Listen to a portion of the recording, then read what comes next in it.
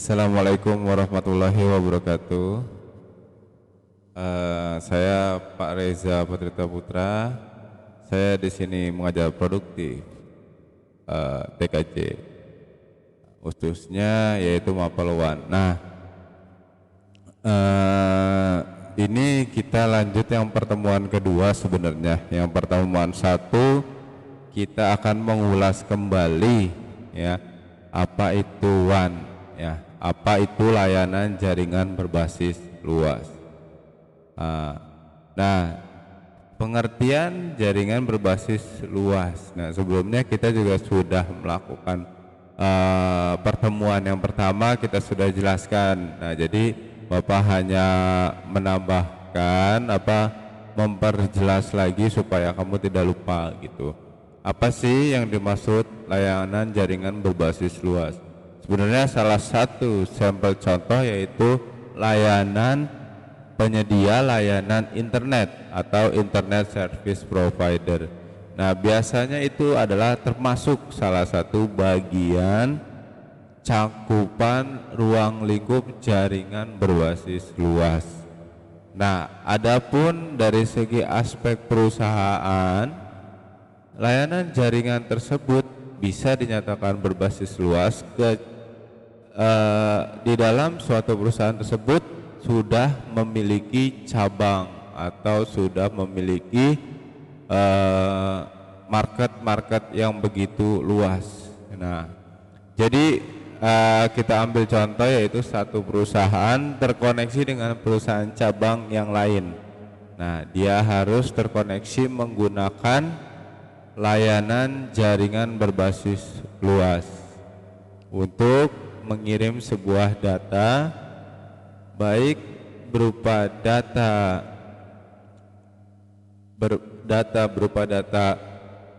pengiriman script, pengiriman file atau pengiriman data-data market gitu. Nah, jadi dia butuh terkoneksi jaringan berbasis luas. Nah, adapun dari perusahaan tersebut juga harus terkoneksi. Apa tuh terkoneksi? Jadi terkoneksi jaringan internet dihubungkan, ya kan? Jadi dalam perusahaan tersebut harus memiliki jaringan internet atau yang dihubungkan ke ISP tersebut gitu. Jadi terutama itu perusahaan itu harus mempunyai suatu jaringan internet service provider, baru nanti bisa dihubungkan data-datanya. Nah, ini yang kemarin kita bahas ya, perangkat-perangkat apa saja yang dibutuhkan dalam media jaringan berbasis luas ya. Ada di situ ada perangkat DTA, Data Circuit Terminal Equipment. Nah, biasanya itu di situ kan ada tuh.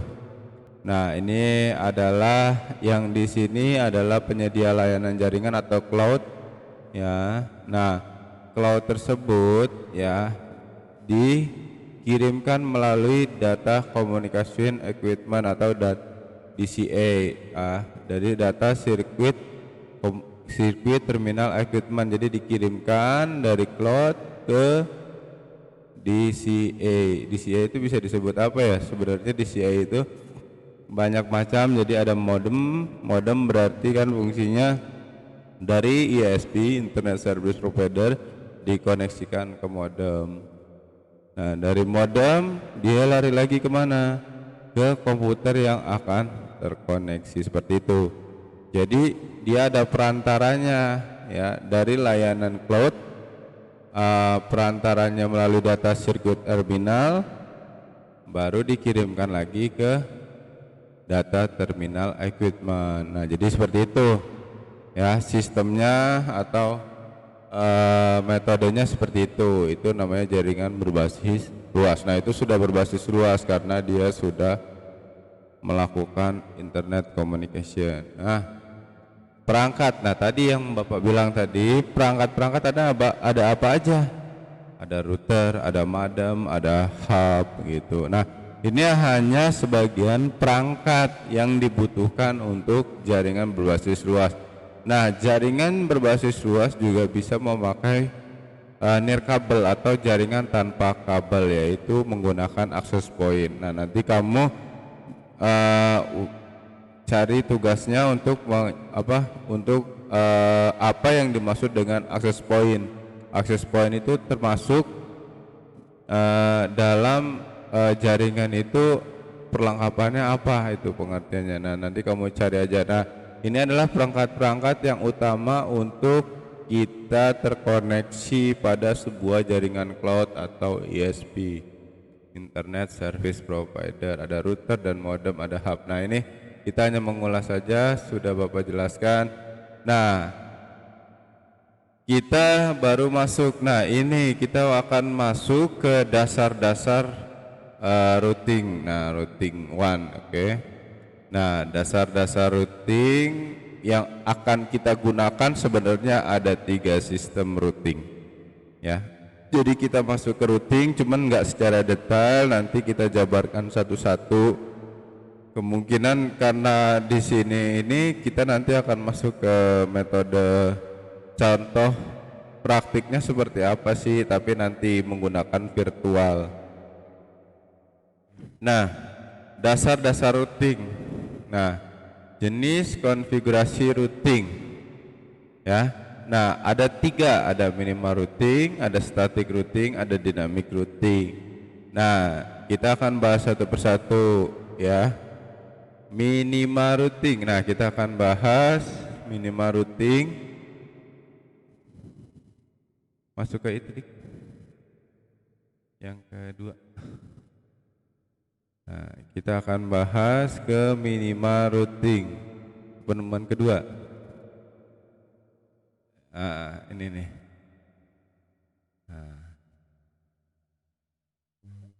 Dasar-dasar routing. Oke.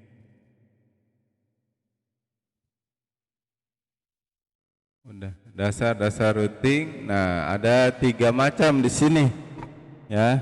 Jenis konfigurasi routing ada 3, yaitu ada minimal routing, static routing, dynamic routing. Konfigurasi yang paling sederhana tapi mutlak diperlukan adalah minimal routing. Paling sederhana sekali. Kenapa disebutnya paling sederhana? Dia tidak membutuhkan gerbang pembuka jaringan atau gateway. Nah, di situ jadi dia konfigurasinya berdasarkan pengalamatan IP, ya.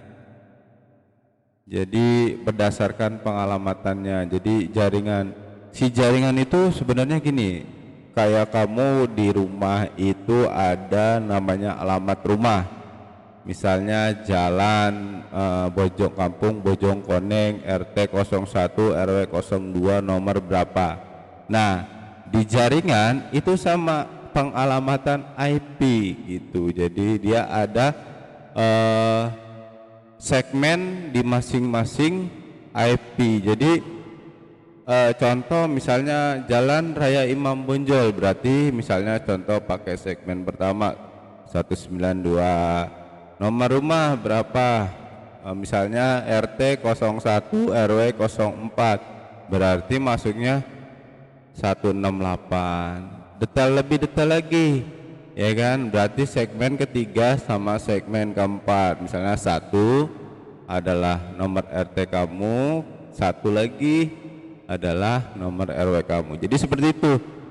Jadi IP itu seperti itu. Jadi maksudnya itu buat biar nggak nyasar gitu. Kalau kamu keluar, kalau kamu ke rumah temen nyari alamat, nah itu butuh juga, karena komputer itu butuh data atau namanya alamat tujuan jaringan tersebut akan mengirim data, seperti itu.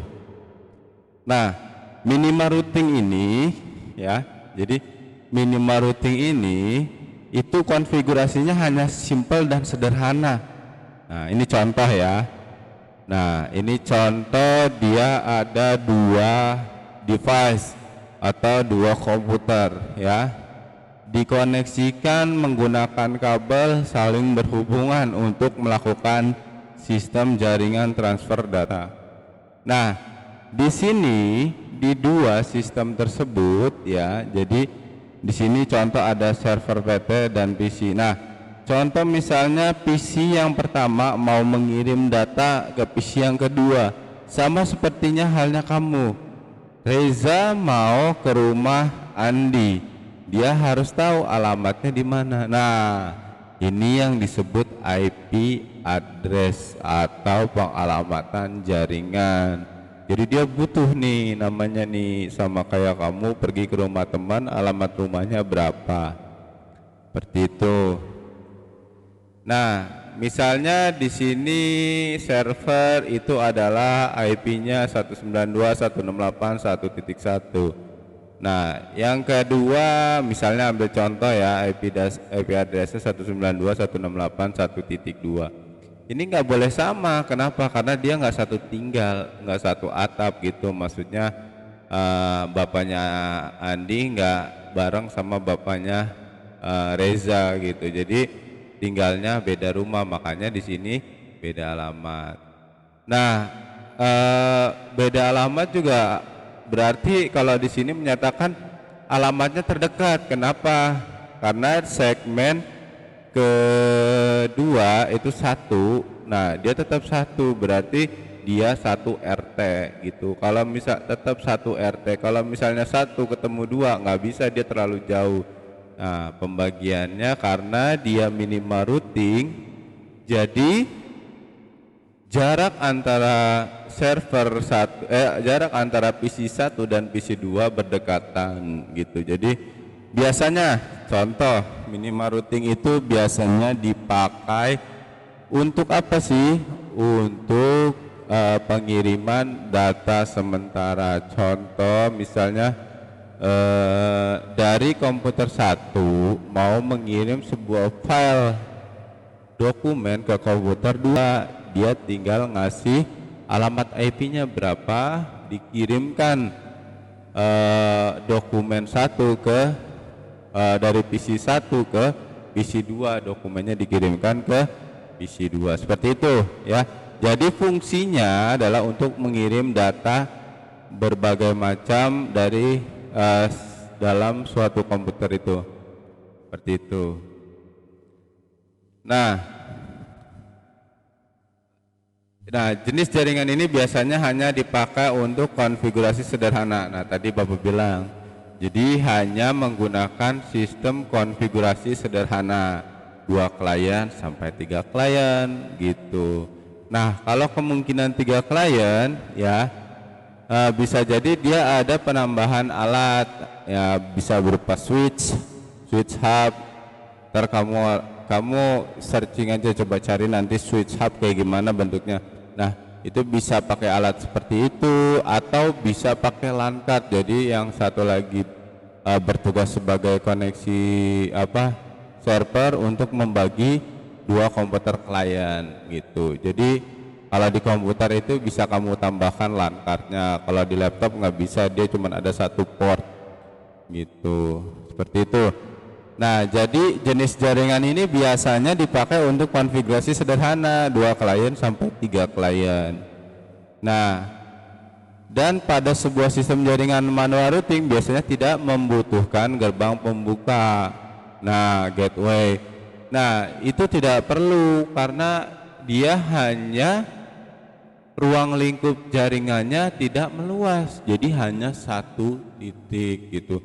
Jadi jaringannya ya dibentuk cuman ada 1 tujuan yang untuk mengirim data kecil ya. Jadi dari komputer 1 ke komputer 2, tidak untuk beberapa atau beberapa media pentransferan data, beberapa klien atau beberapa banyak PC, karena dia tidak mempunyai gerbang pembukanya atau gateway. Nanti kita akan belajar di gateway-nya nanti pas masuk static routing.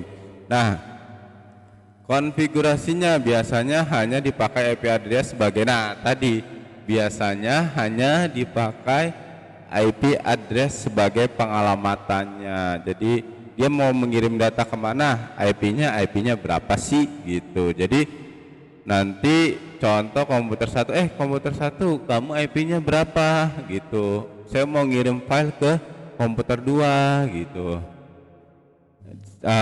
Saya mau mengirim file gitu ya. Jadi seperti itu.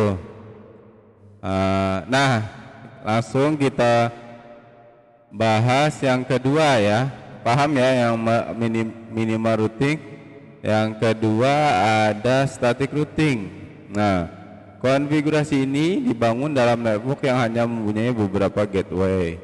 Hanya misalnya contoh kamu mau membangun suatu jaringan menggunakan satu router dan dibagi cabang melalui switch. Jadi dia hanya memiliki misalnya satu gateway-nya gitu. Nah, di sini udah banyak nih alatnya nih gitu. Device-nya juga udah banyak.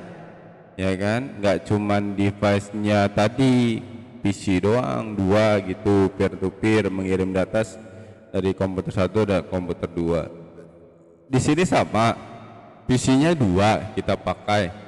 Cuman kita pakai alat-alatnya, device-nya. Jadi kita pakai device-nya di situ. Di sini ada router. Nah, router ini yang tadi saya bilang sebagai gateway-nya gitu. Nanti dari sini mau gateway-nya berapa gitu untuk menghubungkan, terkoneksi. Jadi dari klien dikoneksikan masuk ke router untuk dihubungkan, gateway-nya dibuka, gerbangnya baru larikan ke klien kedua. Jadi gitu. Nah, gateway itu seperti itu jadi ya. Jadi untuk membuka gerbang dari PC 1 ke PC 2 seperti itu. Nah, jadi di sini ada kebutuhannya ada 3 sebenarnya. 1 router, 1 switch dan 2 klien. Router ini berfungsi seperti apa? Tadi yang Bapak bilang untuk memberikan gateway pada si klien tersebut. Untuk mengirim data tapi melalui router tersebut dikirimkan lagi ke klien kedua. Nah, kalau sudah gitu dia ada berapa settingan konfigurasi, Pak? Ada 3 settingan yang perlu disetting. Router perlu disetting, klien juga perlu disetting gitu. Nah, di static itu adalah modenya manual. Jadi kamu membuat suatu IP sendiri gitu. Jadi secara manual. Jadi contoh gini, kamu mempunyai dianalogikan di kehidupan gitu ya. Contoh kamu misalnya mempunyai sebidang tanah yang akan dipeta-petakan untuk pengkaplingan gitu. Nah, contoh misalnya dalam satu klaster, dalam satu rumah, dalam satu kafling ya, itu memiliki banyak gitu. Nah, jadi si yang punya rumah ini adalah bertanggung jawab untuk membuka suatu fasilitas gitu. Jadi si rumah ini si yang pemilik kafling ini berusaha untuk membuka suatu fasilitas. Nah, itulah sebagai router itu sebagai memfasilitasi media jaringan tersebut gitu. Jadi routernya pun perlu disetting gitu. Nah, kita lanjut.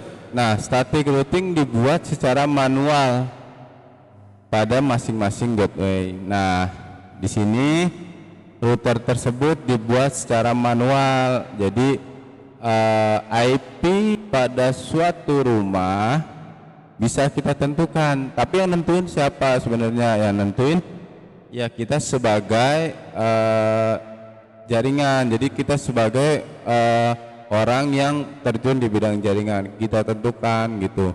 Static routing misalnya contoh di sini routernya sebagai gateway-nya sebenarnya nanti itu ada router information protocol gitu. Nah, di sini routernya sendiri kita pakai gateway-nya itu adalah 192.168.1.1. Nah, ini sebagai gerbang pembuka antara router antara klien 1 dengan klien 2. Jadi dari misalnya klien 1 mau menghubungkan harus mempunyai gateway 11.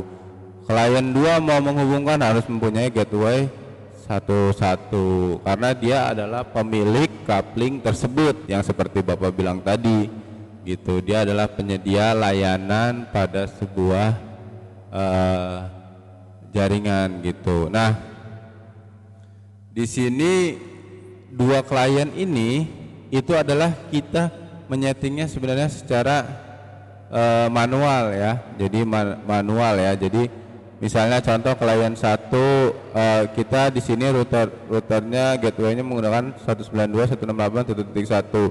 Nah, klien 1 dan klien 2 mengikuti, berarti dia 2, klien 1 dan klien 2-nya ya 3 gitu ya. Jadi tidak boleh nanti kalau misalnya 1.1 karena dia akan menjadi bentrok atau konflik gitu. Nah, semua settingan itu secara manual, nanti kita akan pelajari ya settingan secara manualnya. Nah, terus jenis ini masih memungkinkan untuk jaringan kecil dan stabil, artinya jarang down, kecuali yang tadi Bapak bilang kalau misalnya kamu tidak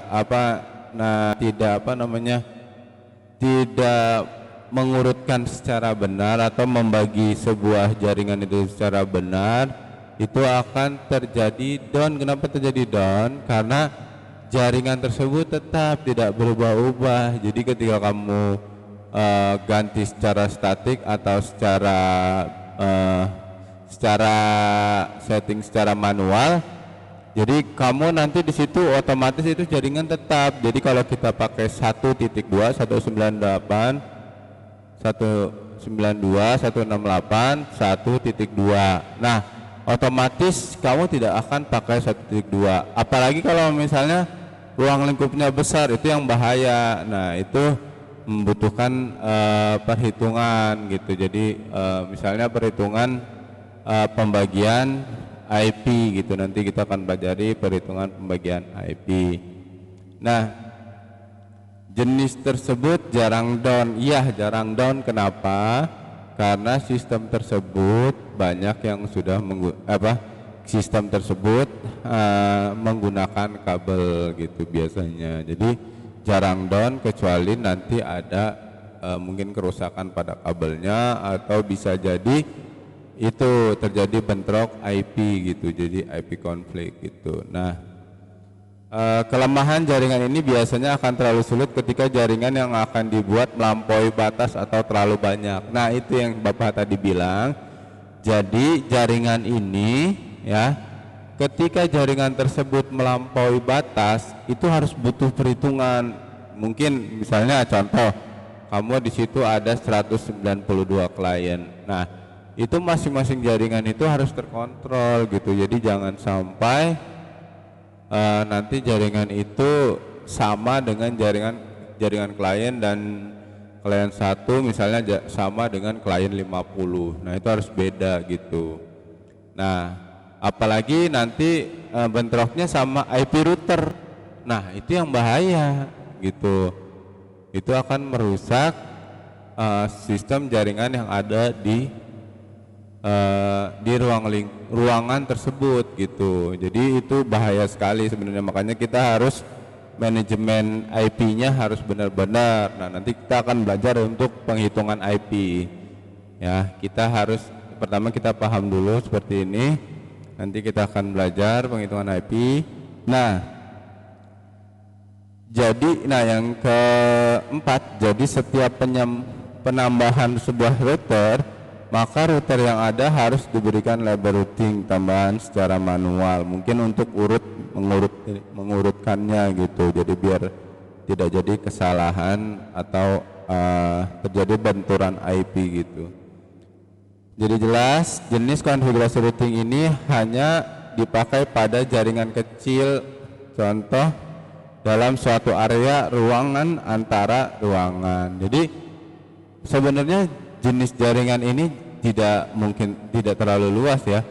Biasanya dalam satu gedung dia mau koneksi ke internet. Nah, kemudian dari internet dia mau membagi ruangan, membagi jaringan. Nah, itu masing-masing ruangan dibagi tuh jaringannya, nggak seluas yang WAN. Mungkin kalau WAN udah ada pengaturannya secara DHCP atau Dynamic Static Routing.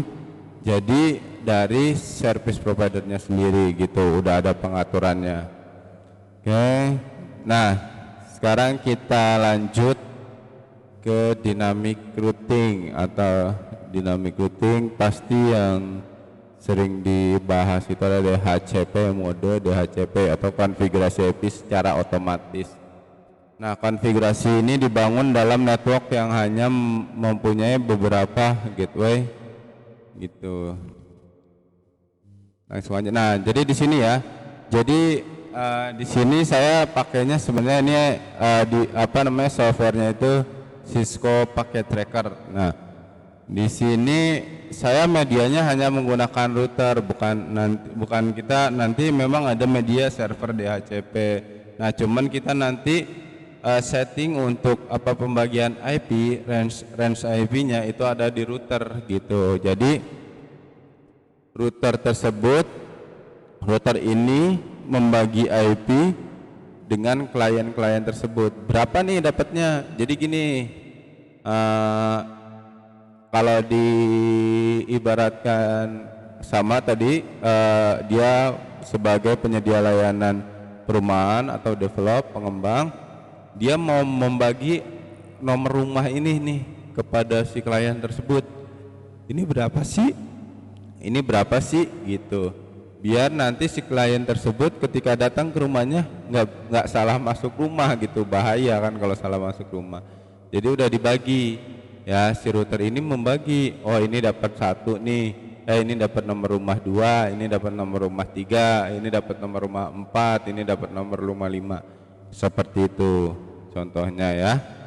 Jadi router ini berfungsi saya pakai untuk membuat DHCP atau membagikan range IP pada suatu klien itu. Nah, kita akan bahas ya. Di sini ada interior routing protocol ya. Jadi bagian dalam pada sebuah networking yang dinamakan autonomous system. Nah, autonomous system sendiri diartikan sebagai sebuah network besar ataupun kecil yang dalam suatu kendali masing-masing mempunyai gateway untuk saling berhubungan. Implementasinya RIP. Nah, ini kita butuh RIP. Apa sih RIP gitu? Router Information Protocol, merupakan protokol routing paling umum. Nah, apa sih RIP gitu? Nah, jadi contoh di sini nih ya. Sebenarnya di sini ada, kalau kita nanti belajar IP, ada kelas A, kelas B, kelas C. Nah, contoh di sini kita memakai kelas C ya, contohnya ya. Nah, di sini sebagai gateway, ini IP ini sebagai gateway, IP dari router tersebut ini sebagai gateway, yaitu 192.168.1.1. Cuman dari sini ini ada namanya router information protokolnya. Berapa sih gitu, RW-nya dia berapa sih, atau misalnya yang punya develop ini siapa sih gitu. Nah, itu adalah misalnya contoh, oh yang punya develop ini 1.0, oh berarti yang punya perumahan ini adalah 1.0. Sama yang punya router information protocol ini siapa sih, RIP-nya itu, yaitu misalnya di sini kita pakai gateway-nya adalah 192.168.1.0. Nah, ini saya masuknya ke kelas C. Jadi yang hilang ini di segmen 1 nih, paling akhir nih, ini nih 1. Jadi ini adalah 0. Jadi 192.168.1.0. Nah, 1.0 ini adalah router information protocol yang nanti dibagi-bagi beberapa range kepada klien tersebut gitu. Nah, dari sini ya, dari router konfigurasi ini, nah nanti kita akan memasukkan suatu settingan berupa pembagian range IP. Jadi nanti di sini modenya adalah DHCP. Kenapa modenya DHCP? Dia nanti otomatis range ini sudah mengasih IP, misalnya router information protokolnya 1.0, subnetnya 255.255.255.0. Nah, nanti dia akan mengikuti. Nah, sebelum router sebelum ini disetting, kita harus setting dulu IP ini berapa, 1.1, biar nanti kalau di sini dikasih mode DHCP 1.1 ini tidak terisi pada klien ya. Jadi terutama itu kita setting routernya dulu ya. Baru nanti kita setting DHCP-nya, kita kasih range IP, baru nanti dia dapat. Nah, berdasarkan tadi router information protocol di segmennya 1 misalnya. Nah, di sini berarti mengikuti segmen 1 ini, berarti di sini 1.1 dan di sini 192.168, otomatis segmen tetapnya adalah kelas yaitu 1. Berarti di sini 1.2 dan di sini lagi 1.3. Otomatis dia dapat karena di sini sudah kita konfigurasi DHCP di router ini. Itu ya. Nah, RIP itu seperti itu ya. Jadi router information protocol itu adalah untuk mengetahui yang merupakan protokol routing paling umum untuk pengalamatan IP pada sebuah suatu jaringan. Nah, jadi ada beberapa tadi?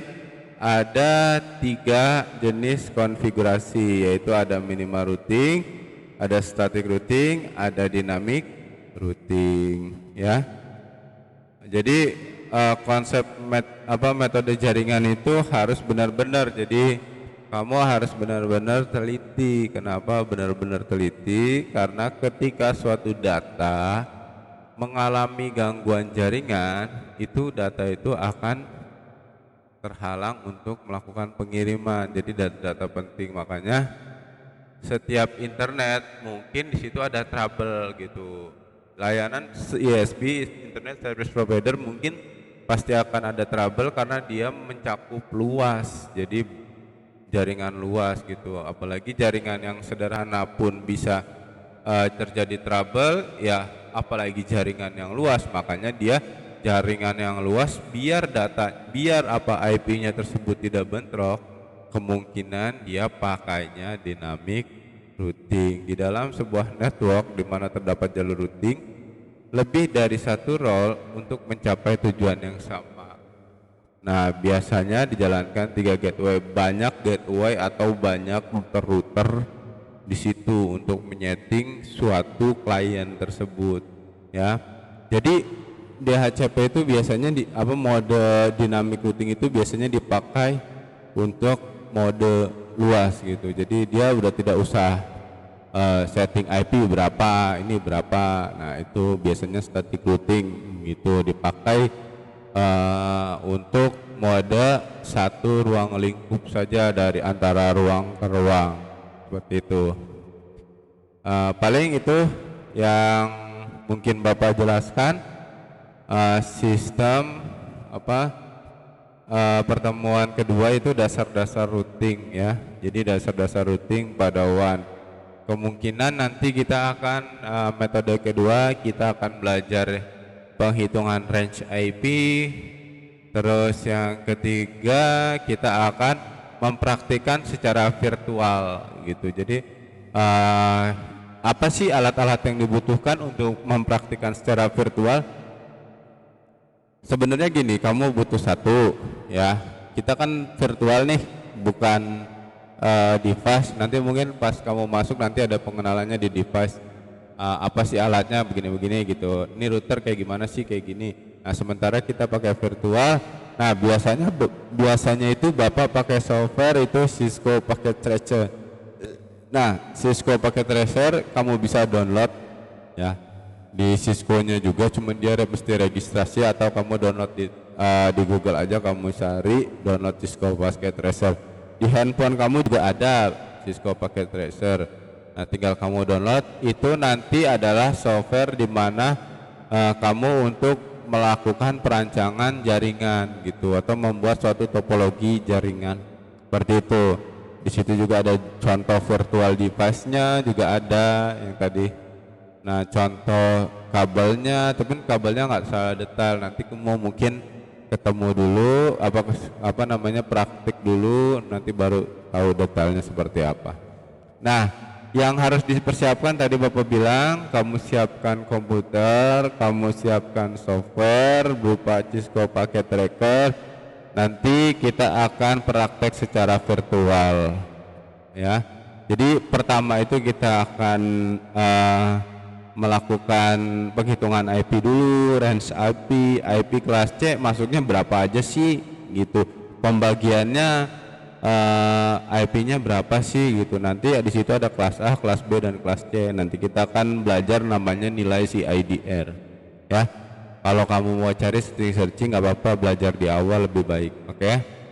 Nah, sekian dari Bapak ya, materi-materi dasar-dasar routing. Kemungkinan kita akan lanjut ke tahap berikutnya, yaitu penghitungan konfigurasi range IP dan praktek virtual gitu, praktek virtual menggunakan software Cisco. Sekian dari Bapak, mengucapkan terima kasih. Wassalamualaikum warahmatullahi wabarakatuh.